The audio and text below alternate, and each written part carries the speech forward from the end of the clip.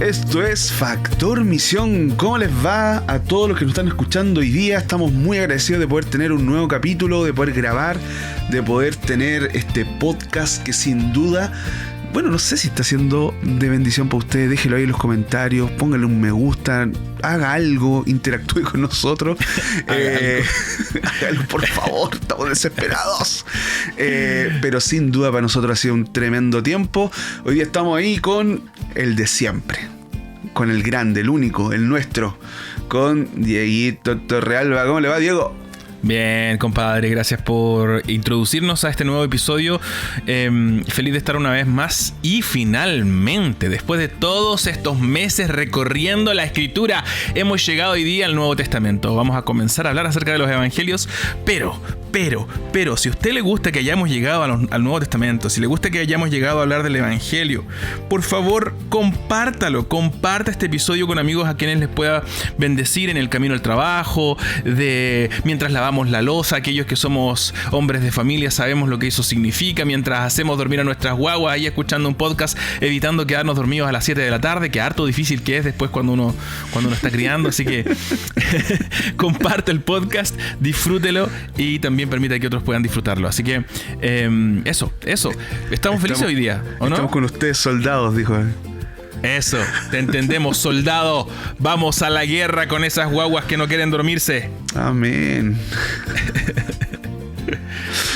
Oye, ahí se nota la diferencia entre el anglicanismo y el presbiterianismo, ¿ah? A mí me encanta el Antiguo Testamento y no hallaba la hora de poder hablar del Antiguo Testamento, y tú no hallas la hora de hablar del Nuevo Testamento. Ahí vamos viendo los énfasis como marcaditos. No, viste, ya empezamos. Viste que tú empezáis a sembrar cizaña. Pero ¿por qué cizaña? Estoy diciendo algo súper bueno, compadre. Estoy diciendo aquí. Bueno, así parece que algunos pastores de la iglesia anglicana, no los voy a poner a todos en el mismo saco, bien modernos, bien sensibles. No, pero te digo de que tú le diste con todo. Vamos ahora al Nuevo Testamento. Sí, estoy entusiasmado porque significa que hemos grabado ya varios episodios. Me parece que este es nuestro 9º episodio, si no me equivoco. Noveno. O sea, en realidad el 10º, porque no sé por qué te acordás que partimos con el 0. ¿Qué onda esa cuestión, compadre? Que era como el inicial. El mundo al revés, así. Sí. Episodio 0. Pero a eso me refiero, que finalmente llegamos al Nuevo Testamento después de todo este tiempo recorriendo el Antiguo, que ha sido tan rico. Pero definitivamente, bueno, lo dijimos la semana pasada, sin un entendimiento adecuado del Antiguo Testamento no podemos entender el Nuevo. Amén. Y esperamos que eso también vaya surgiendo en las discusiones que vienen de ahora en adelante. De que mientras vamos mirando el Nuevo Testamento, vamos a ir viendo cada vez más la necesidad de mirarlo a partir de la mirada del Antiguo. O sea, los judíos que están participando como protagonistas del Nuevo Testamento tienen como su presupuesto cultural el Antiguo Testamento. Y eso lo hablamos también la semana pasada con estas expectativas, ¿no? Del judaísmo del Segundo Templo, por ejemplo, y cómo esperaban este Mesías, esta efervescencia que estaban viviendo en este tiempo. Así que vamos. Mira, hoy día queremos hablar de 3 temas que son importantes para nosotros y creemos que son importantes también para ustedes. Así que queremos en primer lugar hablar de los 4 evangelios que componen justamente el Nuevo Testamento: Mateo, Marcos, Lucas y Juan. Más tarde vamos a hablar, en otros episodios vamos a hablar de Hechos y el subsiguiente de las epístolas pastorales. Finalmente vamos a hablar del Apocalipsis también. Pero hoy día vamos a concentrarnos en los evangelios, y en estos evangelios, que son 4, entender más o menos su naturaleza, preguntarnos cuál es el mensaje central, o por decirlo de otra manera, cuál es el evangelio que se predica en los evangelios.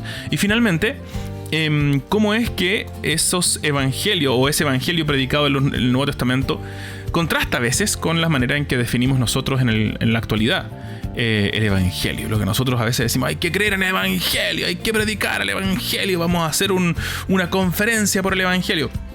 Bueno, ¿qué es lo que estamos diciendo ahí? ¿Calza ese evangelio que queremos predicar con el evangelio del Nuevo Testamento? Todas esas preguntas hoy día las vamos a contestar en este episodio de Factor. Vamos a tratar de contestarlas también. O sea, no nos pongamos, o quizás sale de aquí con más preguntas. Claro, no nos pongamos tan agrandados. Sí, estamos en una conversación y vamos a tratar de poder darle sentido a conceptos que a lo mejor... Y yo creo que esto también se ha transformado en una verdad, el tema del evangelio, el tema de de cómo nosotros vemos esta proclamación, el querigma en el Nuevo Testamento, cómo hoy día también está bien manoseado con la iglesia actual, que no tiene una visión bíblica con respecto a lo que significa el reino, el evangelio, Cristo. Sí. Entonces va a estar bueno poder abordar de alguna manera esta temática. Definitivamente. Así que partamos por el inicio. Hay los primeros 3 libros de la Biblia, son Mateo, Marcos y Lucas. Y hay algo que tienen en común, Carlos. ¿Por qué nos cuenta de estos factores en común? Mateo, Marcos y Lucas son 3 libros, eso tienen en común, primera cosa. Bien, Carlos, buena. ¿Estáis listos para el Festival de Viña de 1985? Bien. Dale.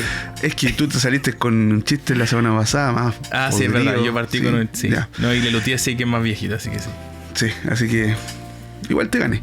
Entonces, estos son los llamados evangelios sinópticos. ¿Sí? ¿Por qué son llamados los evangelios sinópticos? Porque estos 3 componen de 3 perspectivas diferentes un mismo evento. Son testigos oculares de Cristo y desde 3 elementos diferentes, desde 3 personalidades diferentes, desde 3 ópticas diferentes, y eso es muy importante poder resaltarlo, porque de repente nos preguntamos por qué Mateo toca un tema pero Lucas no lo toca de la misma manera o no da los mismos detalles. Es porque la apreciación de cada testigo ocular aporta a una idea de lo que está ocurriendo en el momento histórico en que Jesucristo está desarrollando su vida y ministerio. Entonces se llaman sinópticos porque estos 3 complementan una misma historia, la historia de Jesucristo. ¿Sí? Entonces esa es una gran característica de los evangelios sinópticos, que son estos 3, Mateo, Marcos y Lucas, ¿ya? Que son estos 3 testigos oculares de Cristo que están desarrollando esta historia. Es interesante porque, en primer lugar, hay cosas que componen los evangelios sinópticos y que son evidentes, ¿no? Pero también hay malas ideas que pueden surgir a partir de eso que nos parece tan evidente. En primer lugar, claro, lo evidente es que estos 3 evangelios comparten materiales. Es evidente que tienen más o menos la misma estructura, es evidente que tienen un centro en la persona, en la vida de Jesús. Algunos empiezan antes, otros empiezan más tarde, pero comparten mucho y por lo tanto es posible verlos como 3 producciones en un sentido paralelas de la misma historia. Sin embargo, hay una muy mala costumbre, y ha surgido ya por años, ¿no? La idea de los cristianos de hacer sinopsis de los 3 evangelios. Esto significa no leer cada relato en su propio ritmo y narrativa, sino sacarlos y poner como un relato al lado del otro de ciertos pasajes, o de todos los pasajes, ¿no? Y de hecho yo me acuerdo que cuando era un aprendiz ministerial hace muchos años atrás, como hace 10 años atrás, quizás más ahora que lo pienso, estaba en Viña, en Reñaca, y un pastor, un querido pastor que me estaba mostrando su manera de predicar, estaba predicando con un libro, y ese libro era la sinopsis de los evangelios, y abría el libro, un libro gordo, y el libro tenía 4 columnas mostrando los pasajes. Por ejemplo, si tú buscabas, por decirte algo, ¿no?, el pasaje de la resurrección, te mostraba el pasaje de la resurrección de Marcos, de Mateo, de Lucas, y la versión de Juan también te la mostraba.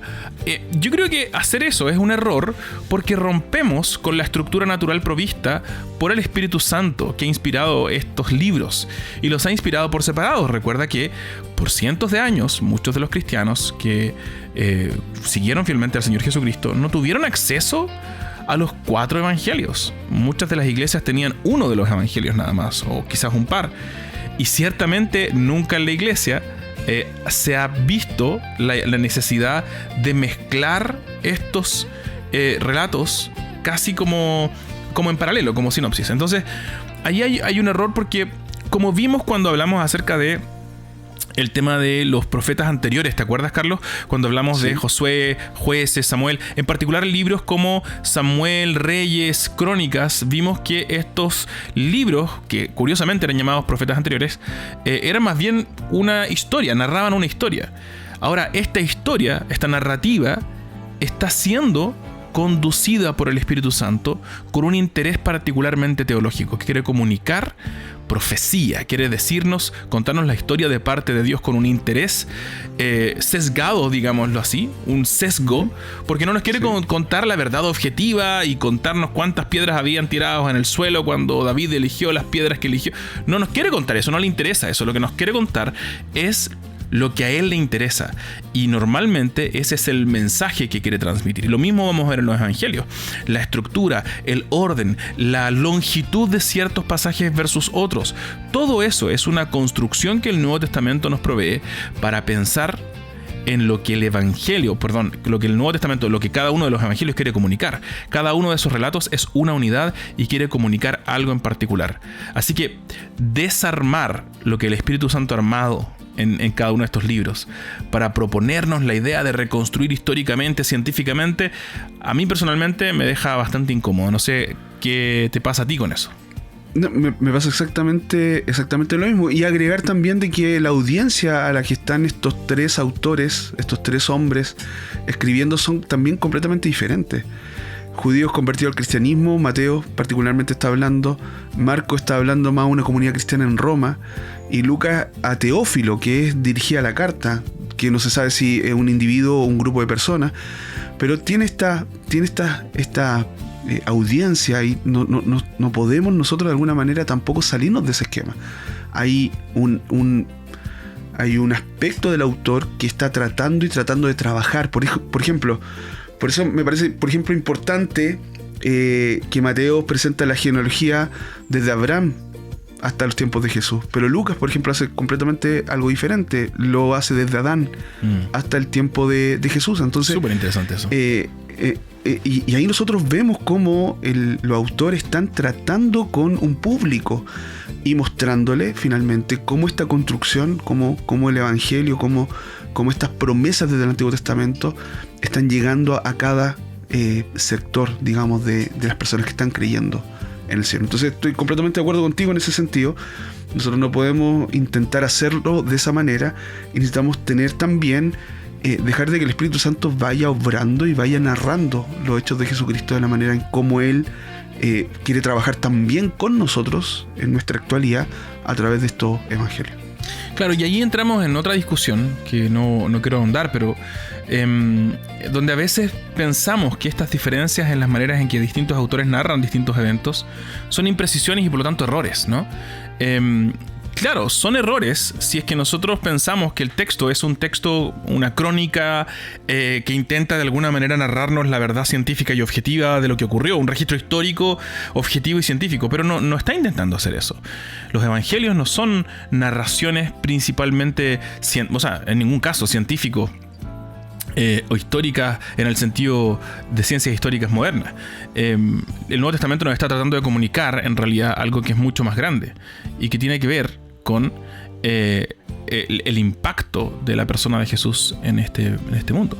Por tanto, cuando pensamos en esta problemática, nos quedamos, para mí al menos, yo me quedo mejor con la idea de la infalibilidad. Es decir, la Escritura, cada uno de estos autores inspirados por el Espíritu Santo, hablan de una manera en que nunca falla para alcanzar los propósitos que quiere alcanzar. Y esos propósitos, ciertamente, tenemos que partir diciendo, no son construir una reconstrucción histórica científica de los eventos, porque la idea de una construcción histórico-científica viene siglos después del Nuevo Testamento. Entonces incluso es anacrónica. Lo que están tratando de hacer es comunicarnos con un interés específico lo que quieren comunicarnos. Bueno, algunos libros lo dicen explícitamente, ¿no? El mismo Juan, por ejemplo, va a decir, estas cosas, se podrían escribir miles de libros, muchos libros, tantos libros que llenarían la tierra entera acerca de las cosas que hizo Jesús, pero estas se han escrito para que ustedes tengan vida eterna. Ahí está el interés, ¿no? Juan quiere producir eso con su escrito y no falla en producir lo que quiere, lo que se propone. Ese es el interés. En ese sentido es infalible la Escritura. Ahora, si vamos a Juan y decimos, bueno, entonces, ¿qué pasó primero? El evento de la, no sé, por ejemplo, el evento de la Samaritana o el evento... pero es que Mateo lo dice al revés. Hay uno de los dos que está fallando. Claro, porque estamos pensando con nuestras cabezas del siglo XXI, pero la Biblia no tiene por qué someterse, y no se somete, más allá de lo que nos guste, no se somete a nuestras propias estructuras o presuposiciones. Pero ahí tú hablaste de el cuarto autor, el cuarto autor de los evangelios. Del cuarto. Sí, porque nosotros tenemos 3 sinópticos, que son Mateo, Marcos, Lucas, que hablan de esta historia, pero tenemos un cuarto, que es Juan. Y Juan también es conocido como Juan el Teólogo, porque es uno de los apóstoles que reconocidamente, cuando nosotros nos aproximamos a los textos juaninos, también se le llama de esa manera, abordan cuestiones teológicas y éticas dentro de esta comunidad cristiana. Entonces, a ver, ¿cómo podríamos explicar el tema de Juan? Mira, para mí... A mí no me gusta tanto la idea, lo discutíamos un poco antes, no me gusta tanto la idea de pensar en Juan como el teológico, o el Evangelio de Juan como el teológico, y el resto no. Sin embargo, obviamente hay que reconocer que mientras el resto... Obvio que sí, igual que los otros. Obvio, todos los evangelios son teológicos. Es el punto. El hombre que quiere poner un punto y se contradice al tiro, así. No, y que mi punto no es que no sea teólogo, el punto es que el resto también. Bueno, pero respecto de la conversación, creo que cuando vamos siguiendo la narrativa de los evangelios, vamos siguiendo también como este misterio que empieza a desarrollarse. Es casi como que los sinópticos nos están mostrando su propia manera, su propio proceso de descubrir a este Jesús que primero se presenta como un rabino muy joven, particularmente joven, y empiezan a mirarlo y empiezan a averiguar que este rabino no es solo un rabino, y cada vez más van progresando ellos mismos en contarnos cómo ellos van como, ¿quién es este gallo, no? Marcos, por ejemplo, me acuerdo de Marcos 8 cuando... finalmente Jesús les pregunta, pero no sé, hay pasajes en Lucas también, bueno, en los sinópticos, en realidad, este momento en que están en la barca, ¿te acuerdas? Y hay una tormenta, y después de la tormenta se preguntan, ¿quién es este? ¿Sabes? Como esto no puede ser simplemente un rabino, aquí hay algo más. ¿Quién es este que hasta el viento y el mar le obedecen? Entonces hay una progresión. Sin embargo, parece que con Juan hace trampa, yo creo. Porque Juan no nos cuenta la historia meramente desde la perspectiva del Juan joven, nos cuenta la historia desde la perspectiva de un Juan más viejo, que ya ha masticado por mucho tiempo, y quizás Juan, siendo uno de los discípulos más cercanos a Jesús, también tuvo acceso a masticar estas cosas con más intensidad. Entonces, para cuando Juan comienza su narrativa, nos narra de lleno a este Jesús que es Dios. Todo el tiempo nos quiere demostrar. Entonces, la cristología de Juan, esta es la manera en que los teólogos se expresan, es una alta cristología. Para Juan es evidente todo el tiempo que Jesús es mucho más que un rabino judío. Mientras que para los sinópticos parece que esto se va a construir. Por supuesto que lo saben al momento de escribir, pero te lo narran en progresión. Para Juan parte, ¿no? Juan 1, ¡pum!, el verbo. Este verbo eterno, este verbo que es Dios, este verbo que es la luz de la humanidad, ha descendido, se llama Jesús. Parte así. El resto parte con un niñito naciendo en un pesebre, en general. Algo mucho más como... ¿qué va a pasar? Aquí te parte diciéndote de qué va a hablar desde el comienzo. Es muy interesante, Juan. Y esa cuestión también es como re buena, porque encuentro que Juan también se está anteponiendo a uno de los problemas que vivieron los primeros cristianos en los primeros siglos. O sea, estamos hablando de el agnosticismo, que entra fuertemente cuando empiezan las batallas con respecto a... ¿El qué, perdón? El gnosticismo. El gnosticismo, perfecto. ¿Sí? Cuando empiezan estas batallas de no entender la deidad de Jesús y de poder separar esto, diciendo que no es tan Dios, que sería un buen profeta. Y Juan, en el Evangelio de Juan, está apuntando justamente a la deidad de Dios y cómo en su naturaleza Dios es divino. El Logos, la palabra que viene desde lo eterno.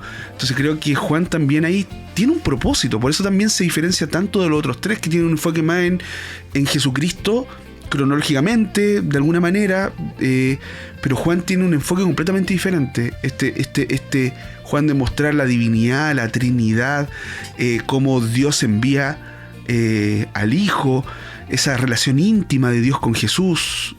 Esas cosas son importantes para el pueblo. Y esta suerte de progresión, ¿no? Porque el Padre envía al Hijo y después Jesús, el Hijo, dice, yo le envío, claro, el Espíritu, tal como... Entonces, incluso el Hijo nos envía a sus discípulos, tal como el Padre me envió, yo los envío a ustedes, dice. Entonces, muy interesante, Juan. Ahora, me gustaría hacer un breve resumen de quiénes son los autores y cuáles son los principales énfasis de cada libro. Que ya lo hemos hecho en el pasado, Carlos. Yo sé que de nuevo te estoy pillando ahí con mi idea loca, pero creo que vale la pena hacerlo. No sé si te quieres empezar con Mateo o empiezo yo con Mateo, ya que la última vez reclamaste y lloraste como niñita berrinchuda, como niñito berrinchudo. Ten cuidado, Torrealba. Lloraste, ¿sabéis cómo lloraste? Lloraste como hincha de la U. Así lloraste. Oh. Que de ti venga eso me da lo mismo. Vos con suerte sabéis pegarle a la pelota, hermano, ¿no? Oye, la última vez que jugué a la pelota fue en un partido del Magíster hace yo como estaba 2 operado años. de la rodilla. Sí, y casi quebré al pobre Felipe de una patada, ¿te acordás? Memorable momento. El rector del seminario. Perdón, Felipe, perdón. Ok, avancemos entonces. Mateo, ¿quieres ir con Mateo o voy yo con Mateo? Vaya usted con Mateo. A ver qué condimento le va a poner, ¿ya? Vamos.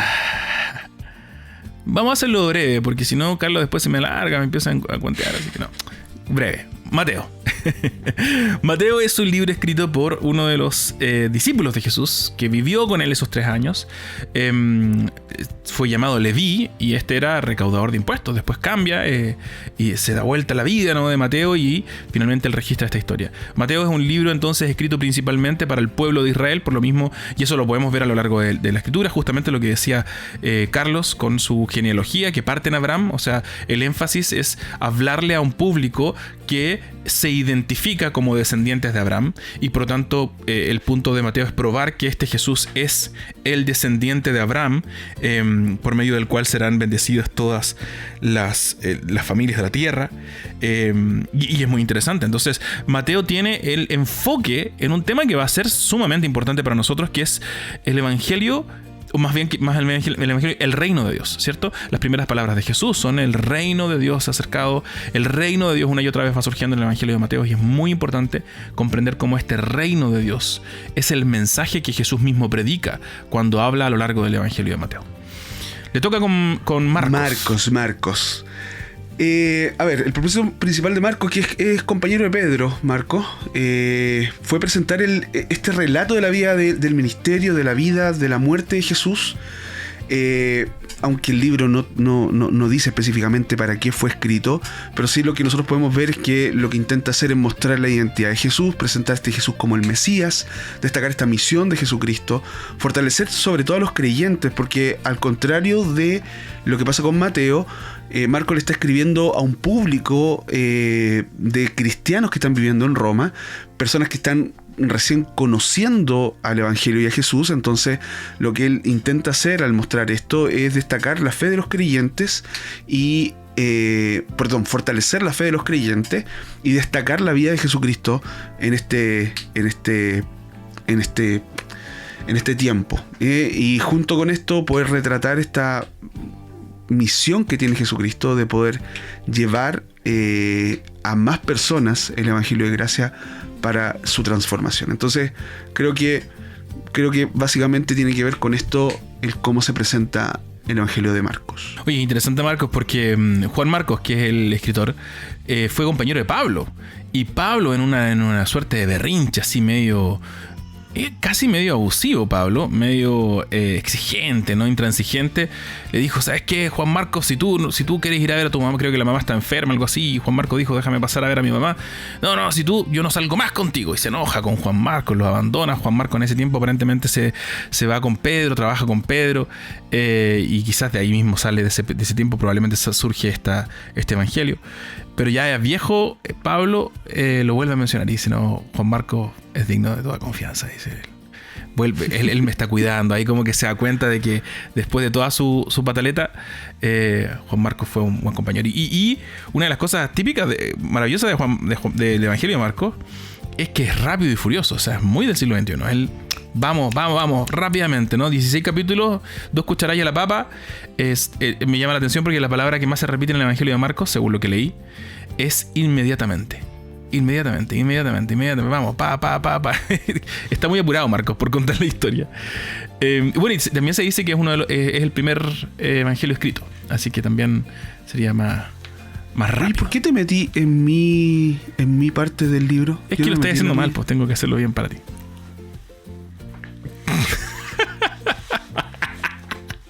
Si ustedes vieran la cara de Carlos en este momento.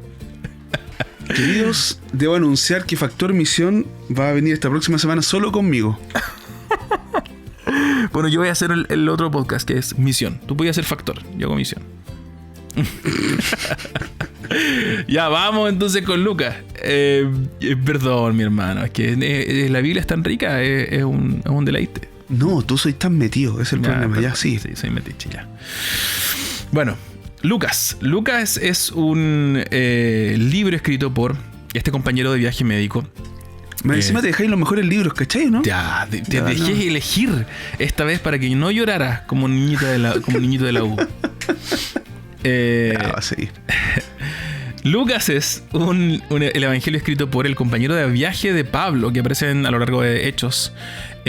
Parece ser un gentil y que escribe, por lo tanto, con un lenguaje muy propio, un dominio mucho más acabado de las herramientas lingüísticas, así que se nota también cuando uno va leyendo el Evangelio de Lucas.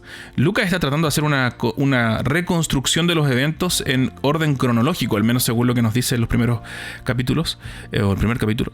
Y el énfasis es muy interesante, porque una y otra vez nos está planteando este Jesús que es el cielo, es el príncipe, el rey de los cielos, descendiendo sobre la tierra para conquistarla. Es una invasión en un sentido muy real de los cielos sobre la tierra. Eso es lo que ha comenzado en Lucas. Es por supuesto el evangelio que normalmente se considera el más completo porque es el más largo. Pero es un maravilloso mensaje para todos. Y el énfasis parece ser justamente en lo que decía el mismo Carlos hace un rato. Si Mateo es para los judíos, Lucas entonces parece ser para todos, para los gentiles. Y por tanto la genealogía de Jesús comienza con Adán, no solamente con Abraham. Así que todos los hijos de Adán, toda la humanidad haya su respuesta en este hombre que se llama Jesús de Nazaret, que no es solamente un hombre, sino el rey de los cielos descendiendo sobre la tierra para conquistarlo. Y te quedaste con Juan, así que no te quejes ahora. Nos quedamos con Juanito. Juan, pucha, justamente estaba esta semana, la semana pasada estuve predicando no de Juan, sino que de Génesis. Génesis, cuando Moisés escribe de que el Señor reposó sobre su creación, y yo siempre hago este paralelo con Juan cuando dice que nosotros vimos al unigénito lleno de gracia y de verdad. Creo que lo que está haciendo ahí Juan es poder mostrar justamente la divinidad y cómo el Edén se acerca a la humanidad, cómo la gloria se acerca a la humanidad. Entonces creo que cuando Juan habla y cuando Juan empieza a escribir este evangelio, que es para toda la comunidad cristiana, acá no hay específicamente un grupo de personas, lo que él está haciendo, lo que él está trabajando es poder mostrar justamente esta divinidad de Cristo, cómo él se acerca, cómo su gloria se acerca.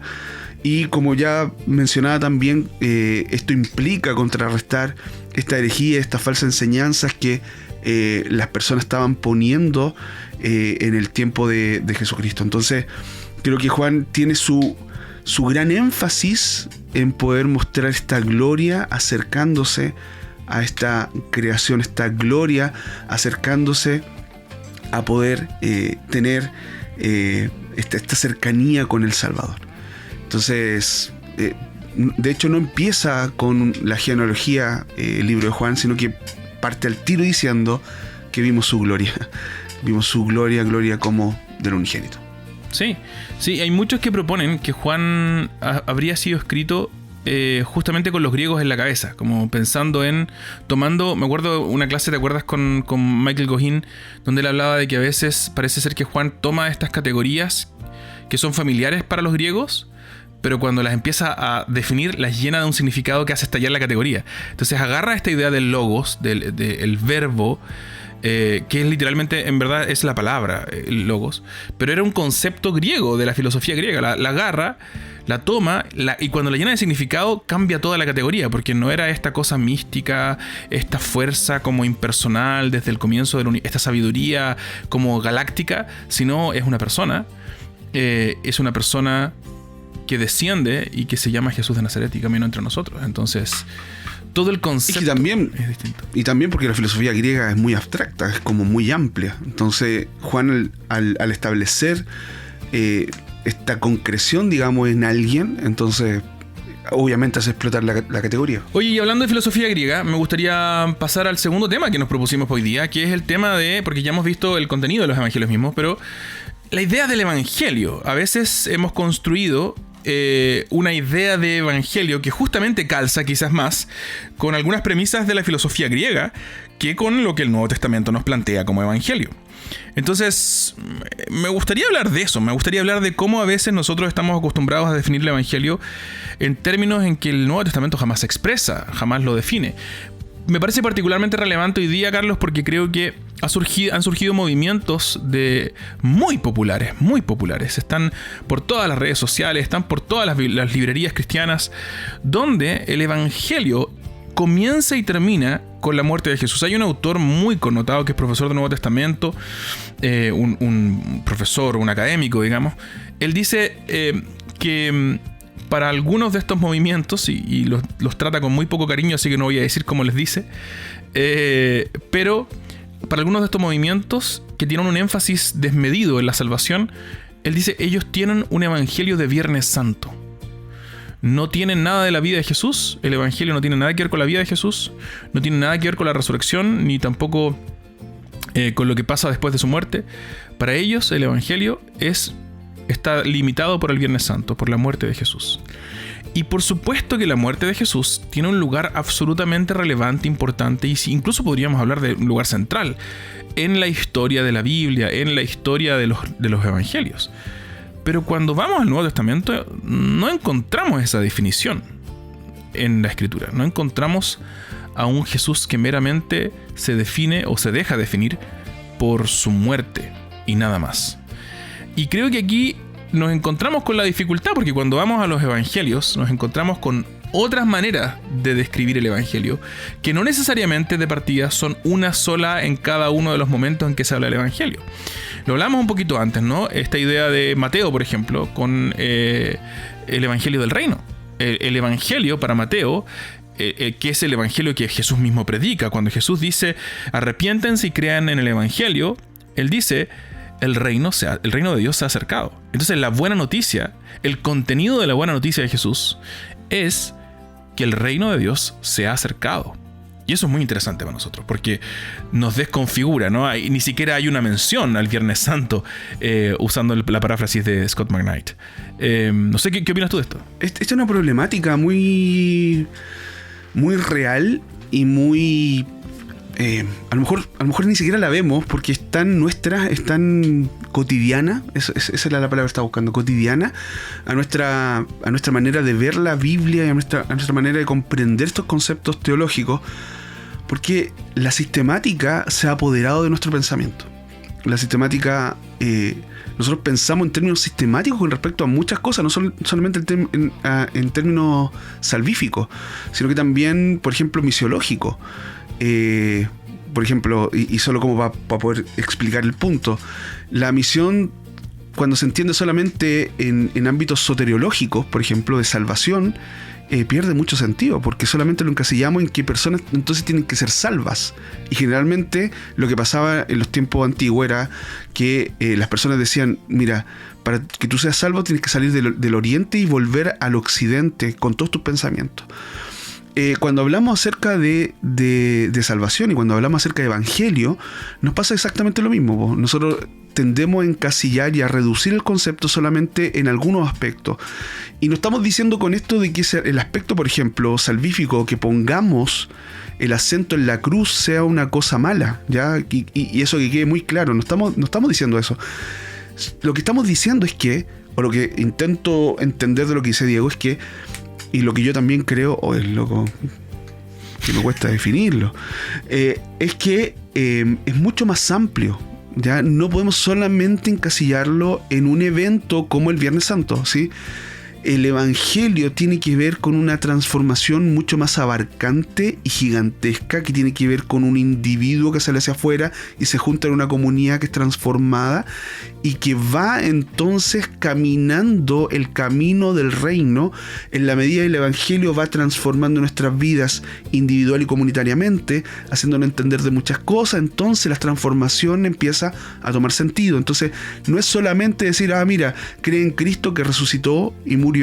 Eso es fundamental, pero también hay algo más, y eso es donde nosotros generalmente nos quedamos muchas veces estancados, porque no entendemos la realidad del Evangelio en términos más grandes y solamente en términos específicos. Claro, en el fondo es una reducción, un reduccionismo del Evangelio. Tomamos el Evangelio y casi como, a veces lo ilustro así, es como que agarramos a Jesús y no nos gusta el brazo de Jesús, así que se lo cortamos, no nos gusta el pelo de Jesús, así que se lo cortamos, no nos gusta un pie de Jesús. Pero nosotros no tenemos la prerrogativa de hacer eso. Podemos aceptar a Jesús, podemos rechazar a Jesús, pero no podemos empezar a deformarlo al punto de que calce con lo que nos gusta o no nos gusta. Me da la impresión de que quizás un buen punto de partida sería hablar de cuál es el Evangelio que hoy día anda dando vuelta, cuál es la manera en que estos movimientos muy populares están definiendo y reduciendo el Evangelio. No sé si tú estarías de acuerdo, Carlos, pero me da la impresión de que cuando salimos allá y pensamos en lo que el mundo, o más que el mundo, ¿no? El mundo evangélico, el mundo de las redes sociales, qué sé yo, cuando se define el Evangelio, se hablan de tres cosas principalmente. Se dice que Jesús murió por el individuo para ir al cielo. O sea, hay tres partes. En primer lugar, este Evangelio comienza y termina con la muerte de Jesús. La vida de Jesús, la resurrección de Jesús, no tiene mucho que ver. Es la muerte de Jesús por el individuo, no por una comunidad, no por el mundo, no por el cosmos, no por la restauración de nadie. Es por el individuo y por una manera muy específica de lidiar incluso con lo que tú mencionabas, que es la salvación. La salvación no es la restauración de todo, no es la sanidad, que también, para los que nos están escuchando, la palabra en griego, que es sotería, sotería es una palabra griega que no significa solamente salvación, sino que también sanación. De hecho, antes de comenzar, me acuerdo que tú me estabas mencionando algunos versículos donde la misma palabra es usada en el Nuevo Testamento justamente para hablar evidentemente de sanación, no de salvación. Entonces, cuando lo entendemos así, entendemos que Jesús murió, ya tenemos problemas. Porque el Evangelio no es solamente que Jesús murió. Cuando hablamos del individuo ya tenemos problemas, porque cuando nosotros nos enfrentamos al Nuevo Testamento, la idea del individuo, si bien está presente, está absolutamente inmersa en una cultura de comunidad, tanto en el Antiguo como en el Nuevo Testamento, y esa comunidad está inmersa en un propósito divino de renovar todas las cosas en Cristo. Entonces la salvación, que tiene que ver normalmente con esta idea platónica del cielo, el mundo de los ideales, este lugar donde vamos a andar flotando como fantasmitas, ¿cierto?, en medio de la realidad etérea, en realidad para Jesús, o más bien para el Nuevo Testamento, se nos presenta una realidad muy tangible, muy física, de la restauración de todas las cosas en Cristo, de todas las cosas tangibles. Por eso es importante lo que menciona Lucas, y este énfasis de Lucas, de que es el cielo, es el rey de los cielos, declarando la guerra sobre la oscuridad de la tierra y viniendo a conquistarla. Y esos son justamente lo que el mismo, hay autores que también lo mencionan, ¿no? Quizás a algunos no les gusta, pero a mí me encanta N.T. Wright. Y N.T. Wright dice, hay una cita, que aquí tengo un cuadernito que tiene la cita, dice: la resurrección de Jesús es el comienzo del nuevo proyecto de Dios de no arrebatar, o más bien no de arrebatar a los hombres de la tierra al cielo, sino de colonizar la tierra con la vida del cielo. De eso se trata el Padre Nuestro, y es verdad, cuando nosotros oramos que se haga tu voluntad aquí en la tierra como en el cielo, estamos diciendo: Señor, desciende, conquista esta tierra, y esa es la promesa de Dios, volver a conquistar, volver a establecer su reino sobre esta tierra, y por tanto dar la restauración que tanto anhelamos, no solamente para el individuo, sino para las comunidades, para la sociedad entera, para el mundo y la creación entera. Entonces, el Evangelio que nosotros tendemos a predicar con este Jesús que murió por el individuo para que vaya al cielo, está lleno de problemas, bíblicamente hablando. No sé qué opinas de esto, Carlos. ¿Te has encontrado con este tipo de evangelios en tu contexto? Oh, completamente, porque De hecho, ayer tuve una visita a un hospital. Fui a ver a una abuela de un miembro de la iglesia. Y íbamos conversando. Entonces yo le preguntaba acerca de su abuela y le preguntaba acerca de, cómo, si ella creía en Dios, no creía en Dios. Entonces él me decía que ella siempre fue católica a su manera, pero que sí creía, que sí tenía estos pensamientos con respecto a Cristo y a entender que hay un Dios para ella. Entonces, claro, cuando íbamos para allá salió esta típica conversación que cuando uno está como medio así como complicado en el último tiempo de la vida, dice, yo quiero que escuche el Evangelio para que sea salva. Y yo le decía, ¿sabes qué? En realidad eso es complejo, porque lo que nosotros estamos tratando de hacer es que la gente asimile el Evangelio y asimile la comprensión a lo que nosotros hacemos. Y eso para nosotros es salvación. Y la Biblia no nos muestra eso. La Biblia nos muestra de este relacionamiento que Dios tiene con las personas, donde Él va construyendo la vida espiritual de las personas con ciertos aspectos que no tienen por qué ser iguales en todas las personas. Pero hemos reducido el Evangelio a que tú eres salvo cuando tú oras, cuando tú vas a la iglesia, cuando tú lees la Biblia.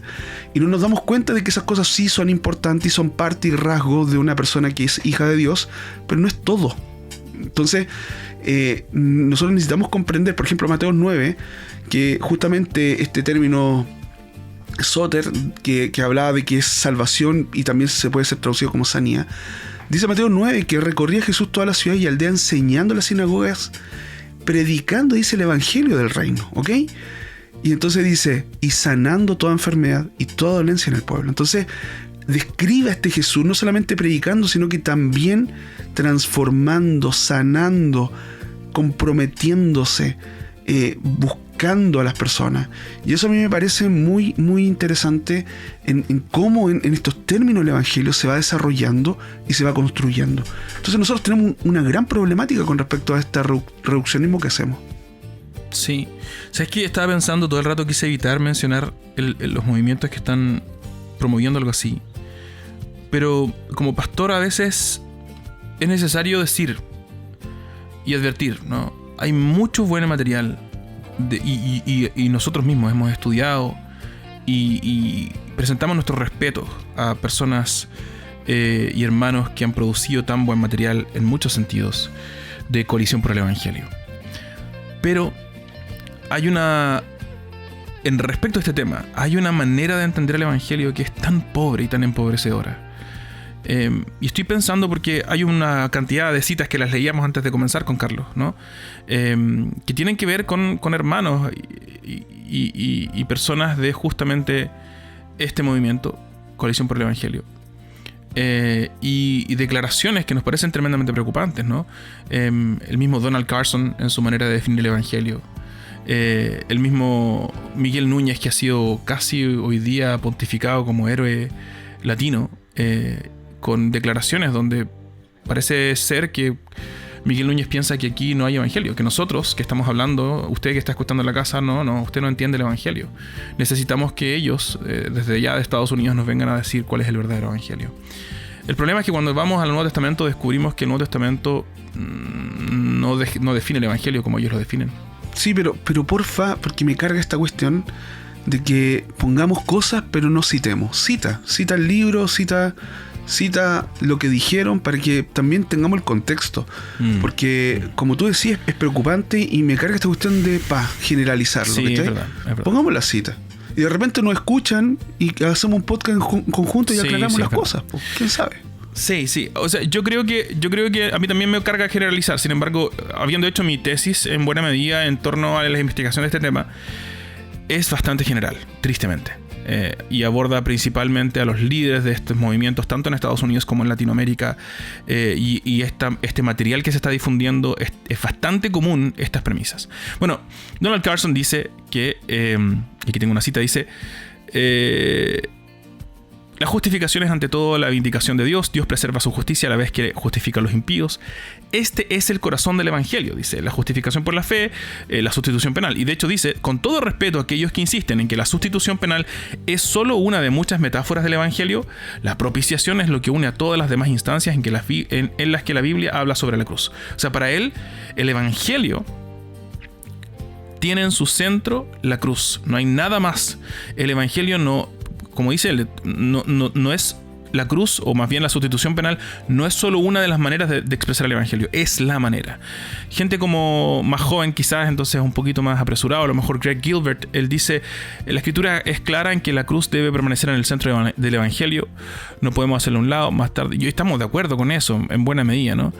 El énfasis aquí es donde parece ser que cualquier otra presentación que no tenga que ver con la muerte de Jesús, o sea, la vida, la resurrección de Jesús, no son evangelio, que Pablo mismo dice que el evangelio es la vida, la muerte, la resurrección de Jesús. Él dice, hacer esto, es decir, presentarle un evangelio que no se centre, que no se limite a la cruz, es presentarle al mundo otra cosa que no salva y por lo tanto no son buenas noticias en absoluto.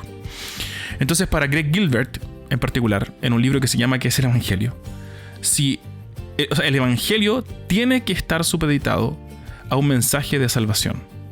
Y ahí está el problema. Justamente expresa el problema.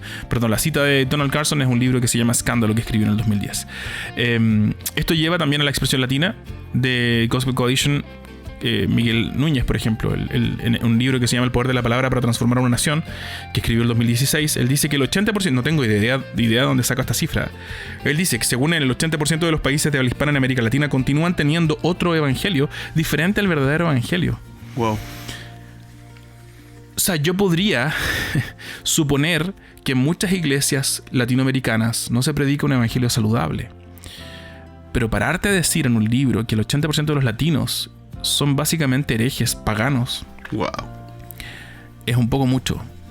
Sobre todo si la manera en que vas a definir el evangelio no coincide con la manera en que la Biblia define el evangelio. ¿Cierto?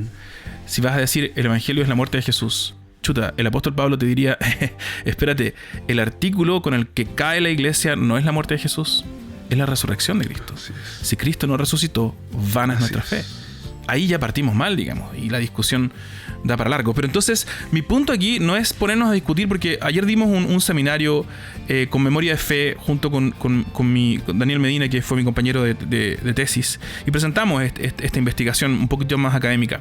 Mi punto aquí no es presentarla, ¿no? Mi punto sí es decir, hay una línea de pensamiento común entre muchos de quienes forman parte de Coalición por el Evangelio, que es peligrosa, que tenemos que, respecto de la definición del evangelio, que tenemos que leerla y decir, espérate, tomémonos esto con una tacita de agua caliente y con azúcar, ¿no? Un poquito más ligero, ¿eh? No lo tomemos tan en serio, porque parece que la Biblia no necesariamente calza con la manera en que ellos están. Lo que estamos hablando hoy día, los evangelios y el evangelio que predican, ¿no? Claro, y solamente para el que a lo mejor está escuchando apresuradamente, ¿ya? No estamos diciendo que esos eventos no sean inherentes al tema salvífico. No estamos diciendo de que la cruz no es importante. No estamos diciendo de que la muerte de Cristo no es importante. No estamos hablando de que la propiciación que se da en todo el Evangelio no es importante. Lo que estamos tratando de hacer es de decir que no es todo. No es todo lo que nos dice la Biblia con respecto a... Y cuando caemos en ese reduccionismo, entonces nosotros tenemos una complicación, porque solamente vamos a pensar en esos términos con respecto a lo que implica y significa el Evangelio. Entonces, en ese sentido, nosotros estaríamos diciendo solamente, si lo encajamos en el tema de la muerte y la cruz de Cristo, lo que nosotros estamos haciendo es solamente hacer del Evangelio una puerta de entrada. Y el Evangelio no es solo una puerta de entrada, es un camino que yo recorro, que tiene que ver con estos elementos que me transforman, pero también tiene otros elementos donde el Señor me va poniendo y va transformándome a través del poder de la resurrección y del Espíritu Santo, que me capacita para poder ser un testigo fiel de su amor. Entonces no estamos diciendo y ojo con eso, no estamos diciendo que no sea importante. No, pero es muy importante en el Evangelio. El peligro que habla Diego es este reduccionismo, ¿ya? Sí. Y desde una perspectiva, mi interés, mi camino me ha ido llevando cada vez más hacia el mundo de los estudios bíblicos, el mundo del desarrollo académico que tiene que ver principalmente con la Biblia propiamente tal. Lo hemos conversado en otros momentos. Y ya, para mí ya el problema es que cuando nos centramos y reducimos, ¿no? Porque en el fondo decimos que la única posible definición del Evangelio es la muerte sustitutiva de Jesús por el pecador. El problema que tenemos ocurre en las primeras páginas del Nuevo Testamento, porque el Evangelio de Mateo nos presenta a un Jesús que predica el Evangelio y dice, crean el Evangelio, y Jesús define el Evangelio como la venida del reino de Dios. No habla de la cruz. Entonces, según algunos de nuestros queridos hermanos y amigos de Gospel Coalition, Jesús está predicando otro evangelio. Según ellos, entonces Jesús no tiene el evangelio. En esa lógica, por supuesto, no lo dirían así. Y esperamos que esto dé pie a buenas conversaciones y que dé pie a buenas reflexiones y que nos abramos a pensar y volver a revisar la manera en que estamos definiendo el evangelio, la vida cristiana, tantas otras cosas, no a partir de nuestras propias presuposiciones culturales, sino a partir de la Escritura. Y creo que ahí es donde se nos abre la puerta a un evangelio holístico, más grande, más robusto, donde Jesús es, por supuesto, el advenimiento del reino de Dios, es el rey viniendo, inaugurando la venida. Por eso Él se ha acercado a la venida del reino de Dios. Es tan interesante, porque no se ha concluido todavía, sino hasta que Él vuelva a establecer su reino sobre la tierra. Pero esa salvación no tiene que ver, y esa sanación no tienen que ver meramente con el individuo, tienen que ver con las comunidades, con las sociedades humanas, con la creación entera. Todo el universo será restaurado cuando el reino de Dios sea restablecido sobre esta tierra en la segunda venida de Cristo. Y no vamos a irnos al cielo. La salvación no es andar con unas albas blancas flotando sobre el suelo en un mundo etéreo, en el mundo de los ideales de Platón, que parece ser que lo que es el imaginario que más bien se ha incorporado en este mensaje. Es vivir en esta tierra, en cuerpos glorificados, en sociedades glorificadas, en un cosmos glorificado, restaurado a sus propósitos divinos. Eso es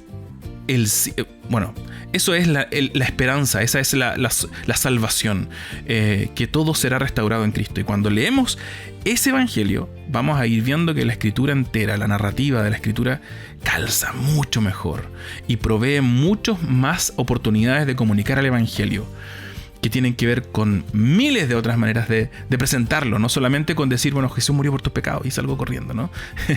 Tiene que ver con Jesús murió por nosotros, ya no hay culpa para nosotros como individuos, pero también hay esperanza para la restauración de nuestras sociedades, pero también hay esperanza y expectativa. Como dice Pablo, la creación gime aún esperando la restauración de los hijos de Dios, porque cuando venga Cristo será restaurada la misma creación, la crisis climática, todo lo que estamos hablando que tiene que ver con lo que ha pasado estos últimos años. Todo el evangelio es mucho más grande que simplemente el Viernes Santo. Ciertamente el Viernes Santo, como decía mi querido Juan Carlos Riley, ciertamente la cruz de Cristo, sin la cruz de Cristo, la Biblia sería un libro oscuro. Ciertamente, en un sentido podemos decir, chuta, si Jesús no hubiera muerto, todo el resto se nos cae, pero no es la única carta, no es el único episodio de la Biblia, no es la única foto con la que nos podemos quedar. Necesitamos el flujo completo. El reino de Dios ha llegado en Cristo, en su vida, en su encarnación, en su muerte y en su resurrección. Y ciertamente llegará definitivamente en su segunda venida. Así que creo que eso es un evangelio más holístico que simplemente pensarlo como el evangelio del Viernes Santo, como diría Scott McKnight. No sé qué opinas. Esto da para un capítulo y 10 capítulos completos. Es fascinante poder meternos en esto, porque a lo mejor estamos como medio contrariados con la idea, ¿no? Entonces la invitación es a salir un poco de las casillas, un poco de estas cosas que hemos creado para poder tener explicaciones y meternos en la Biblia, meternos en la Escritura y ver cómo la Escritura va definiendo el Evangelio y el reino. Y de hecho hay un texto de Pablo que me parece tremendamente importante, Romanos 14. Dice que el reino de Dios no es cuestión de comidas o de bebidas, sino de justicia, paz y alegría en el Espíritu Santo. Pablo, intentando definir lo que es el reino de Dios, dice que se trata de esto: justicia, paz y alegría. ¿En quién?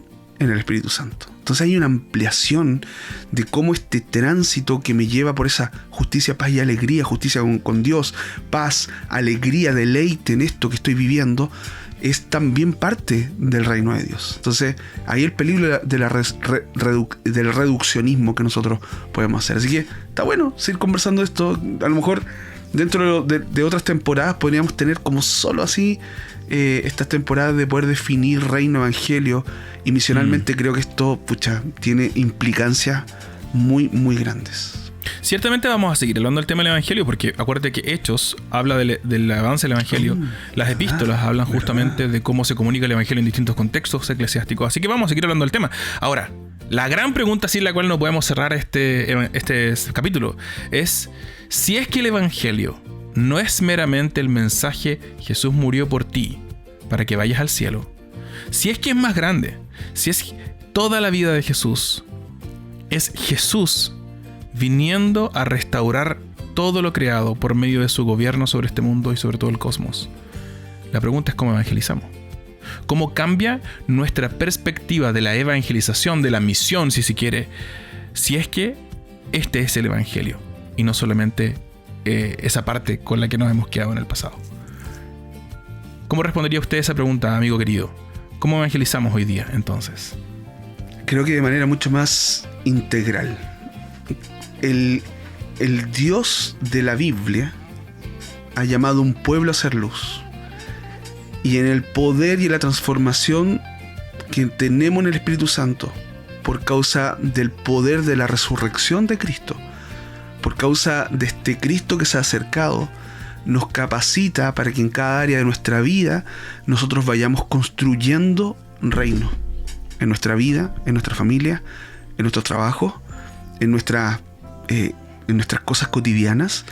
Creo que la manera en cómo el reino va afectando nuestras vidas con las crisis que nosotros tenemos, pero también con los momentos ciertos que nosotros tenemos, van haciendo del reino una realidad. Entonces creo que la capacitación del Espíritu Santo para poder ser impulsados a una evangelización integral, social, de esta esperanza que nosotros encontramos en la vida eterna, que encontramos en Cristo, entonces nos llevan a poder ser misionales, intencionales en la manera en cómo vivimos y cómo nosotros hacemos las cosas. Totalmente de acuerdo, totalmente de acuerdo. Entonces pasamos de un lenguaje de pensar en el evangelio meramente como esta suerte de folleto con 2 párrafos que dicen Jesús murió por ti para que te vayas al cielo, se lo pasamos al vecino y salimos corriendo, versus una vida que está constantemente comunicando a este Jesús que ha venido a restaurarlo todo. Y por lo tanto, nuestra actividad misional tiene que estar caracterizada por ese interés restaurador. Como nosotros también somos agentes de, y Pablo lo dice así, agentes de paz, agentes de reconciliación, ¿cierto?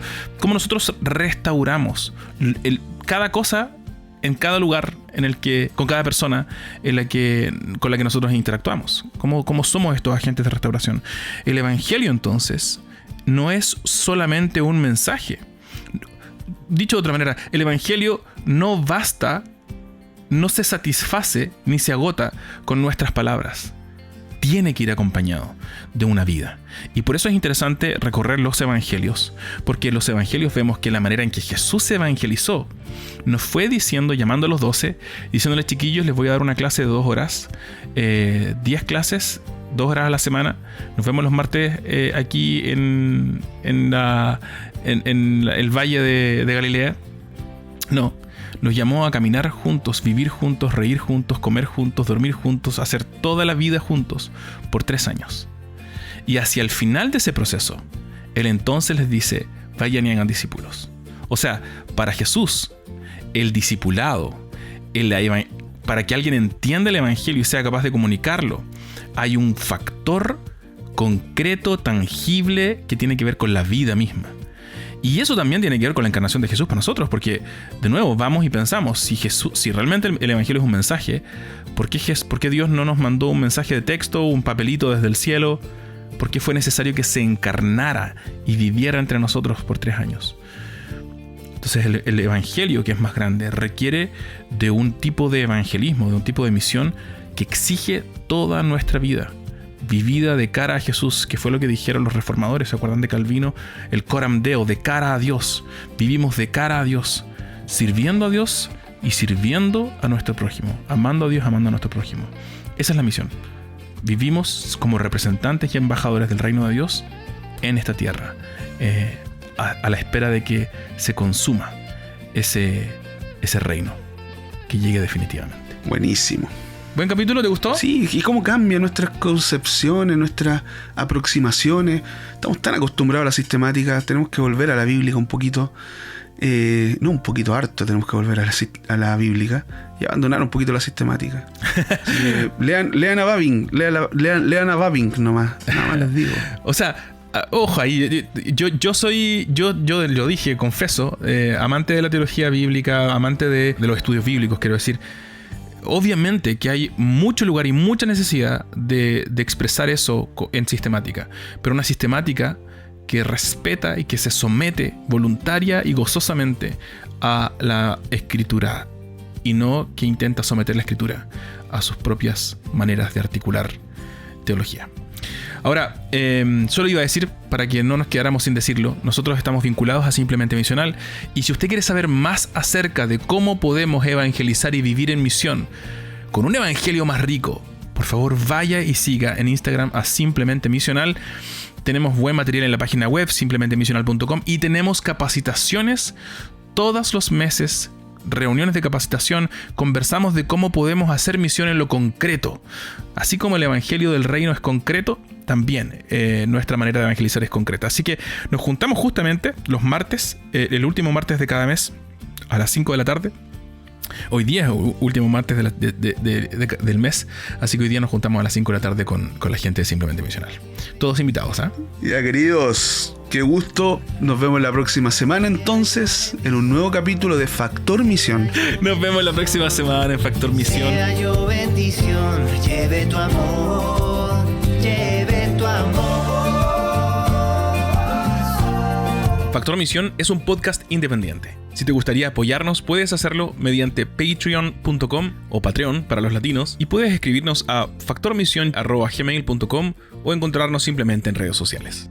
La canción que escuchaste al comienzo y a lo largo del episodio se llama Qué bendición y es de Martín Montenegro. Agradecemos a Martín por su generosidad y colaboración y te invitamos a buscarlo en redes sociales y en Spotify para escuchar más de su creación. Ciudad, qué dicha compartir, que reina el hambre en la ciudad. Oye, qué bendición, oye, qué bendición, oye, qué bendición. Gracias, Señor. Gracias, Señor. Sea yo bendición, sea yo bendición, sea yo bendición. Lleve tu amor, lleve tu amor.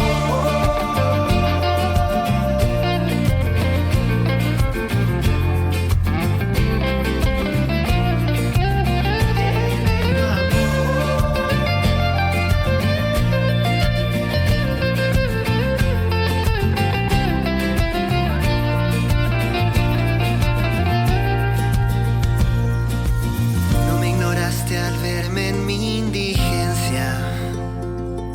Pobre como era, no me retuviste tu amistad. Voy a traducir en frutos de justicia y de perdón la bondad que recibí de la mano del Señor. Que se diga, oye, qué bendición, oye, qué bendición, oye, qué bendición. Gracias, Señor. Sea yo bendición, sea yo bendición, sea yo bendición. Lleve tu amor, lleve tu amor. Lleve tu amor y no lo esconda. Cierre entre paredes lo que quieres que entre pares se disponga. Si me enseñaste a andar cuando yo no era nada, ¿cómo negarte a dar la mano al que te invado? Vamos, porque atrás quedaron esos tiempos cuando le otorgaba un peso cósmico a egocéntricos proyectos. La compasión fue ese dialecto con el que el Señor nos trajo vida para tener y para llevarle al resto. Para llevarle al resto.